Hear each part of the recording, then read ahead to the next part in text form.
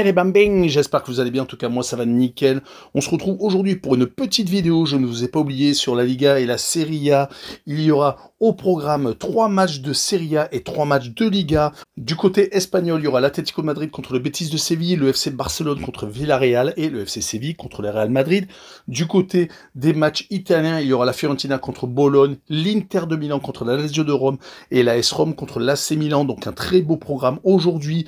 N'hésitez pas à venir nous rejoindre sur le site VIP de réseaux sociaux, tout est à l'écran et en description. N'hésitez surtout pas à mettre vos pronostics, vos critiques positives ou négatives, votre petit pouce qui va bien pour faire monter la vidéo le plus haut possible, et n'oubliez surtout pas de nous rejoindre. On est en train d'arriver aux 19 600, merci encore. On attaque avec le classement de Liga où le FC Barcelone vient d'être champion. Ils sont premiers donc avec 85 points, deuxième le Real Madrid avec 78 qui finira donc à la seconde place, troisième l'Atlético de Madrid avec 70, quatrième l'Athletic Bilbao avec 67 et cinquième Villarreal avec 65 points.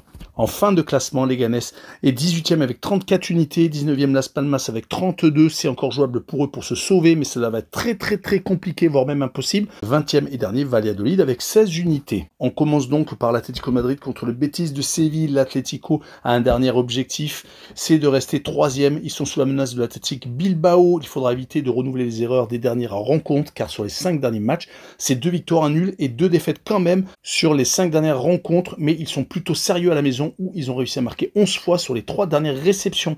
Mais ils vont recevoir le Betis de Séville qui attend sa finale de C4 contre Chelsea. Cela serait historique. Ils sont actuellement sur 8 matchs sans défaite, mais ils font quand même beaucoup trop de partage de points, 4 sur cette série.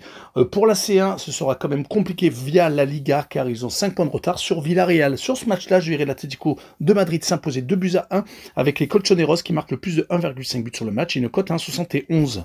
Et on poursuit avec le FC Barcelone contre Villarreal. Le FC Barcelone est champion d'Espagne. Ils ont gagné la Coupe du Roi et la Super Coupe d'Espagne. Finalement, les Catalans ont régné sur la scène nationale toute la saison. Dommage pour la C1. Mais quand on a un espoir comme Lamal qui est assez extraordinaire, cela montre que ce n'est que partie remise. En tout cas, sur les 16 derniers matchs de Liga, c'est quand même 15 victoires et un petit match nul.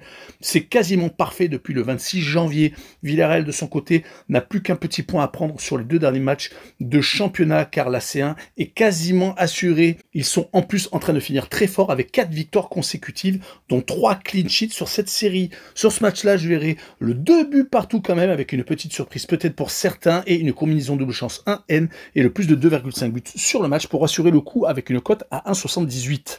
On finira avec la Liga et le FC Séville contre le Real Madrid, le 14e contre le second. C'est officiel depuis jeudi, le Real fera une saison blanche, surpassée par un FC Barcelone beaucoup trop fort pour eux. C'est le moment du changement avec Ancelotti qui va partir du côté du Brésil pour être son sélectionneur. Malgré la victoire à l'arrache contre Mallorca, 2-1, le Real doit offrir à Mbappé encore plus de buts. Il a d'ailleurs encore été buteur en milieu de semaine. C'est le dernier objectif de la saison pour les Madrilènes. Du côté des Sévillans, ils se sont sauvés également mardi en battant Las Palmas. C'est une saison totalement loupée pour une équipe qui avait l'habitude d'être dans le top 10, mais qui depuis 3 saisons galère vraiment. Ils peuvent terminer avec des oufs de soulagement. Une victoire de nul et 6 défaites sur les 9 dernières rencontres, c'est totalement catastrophique. Sur ce match-là, je verrai quand même le Real s'imposer 2-1 avec un but de Mbappé justement, et une cote assez énorme à 1,96. On passe à la Serie A avec le classement d'abord. Naples est en tête avec 78 points, c'est serré. Deuxième, l'Inter avec 77. Troisième, l'Atalanta de Bergame avec 74. Donc même l'Atalanta peut être encore championne, car il reste 2 journées, mais il faudrait quand même une catastrophe avec les 2 premiers. Quatrième, la Juve avec 64 points. Cinquième, la Lazio avec 64. Et sixième, la Roma avec 63. Un petit point pour lutter pour la dernière place directement qualificative pour la C1. On passe également au fond du classement où 18e Lecce avec 28 unités et Empoli 19e avec le même nombre de points peuvent encore se sauver. 20e et dernier Monza avec 18 unités. On attaque avec la Fiorentina contre Bologne, le 9e contre le 7e. La Viola doit se réveiller sous peine d'avoir une grosse désillusion. Ils ont été en demi-finale de la Ligue Europa Conférence, mais ils ont été sortis par le Betis de Séville. Ils restent sur 4 matchs sans victoire, dont 3 défaites. Attention, à domicile, ils sont également moins fringants avec 3 partages de points sur les 4 dernières rencontres. Ils vont jouer contre le vainqueur de la Coupe d'Italie. C'est leur 3e trophée d'ailleurs dans cette édition. Bologne a encore un ticket en C1 directement à aller chercher. Ils sont à 2 points de la Juve. Ils doivent se remettre de leurs émotions, car en Serie A, ils font vraiment du surplace ces derniers temps. Une victoire, 3 nuls et 2 défaites sur les 6 dernières rencontres. Mais sur ce match-là, je verrai un but partout avec la double chance 1N et une cote à 1,57. On enchaîne avec l'Inter de Milan contre la Lazio de Rome, le second contre le cinquième. Revenu à un point du titre, l'Inter doit rester concentré sur le championnat car ils ont une finale de C1 également à jouer contre le Paris Saint-Germain. Donc deux gros objectifs. Ils ont eu un coup de mou en avril avec 3 défaites consécutives mais qui n'a apparemment pas porté préjudice. Les 3 dernières victoires ont fait vraiment du bien. La Lazio de son côté doit se ressaisir avec 2 nuls sur les 2 dernières rencontres. Parme et la Juve les ont empêchés d'être dans les 5 premiers sur les 3 dernières rencontres car ils se sont entre-temps imposés à Empoli. 7 matchs sans défaite tout de même, ce qui est vraiment très important. Ils ont été même victorieux à l'AC Milan et à l'Atalanta de Bergame lors des derniers déplacements. Sur ce match-là, je verrai quand même l'Inter de Milan s'imposer 2-1 avec les 2 équipes qui marquent et une cote à 1,73. On finira avec l'AS Rome contre l'AC Milan, le 6e contre le 8e. Après 19 matchs sans défaite, les Romains ont craqué pour la première fois depuis le 15 décembre en Serie A.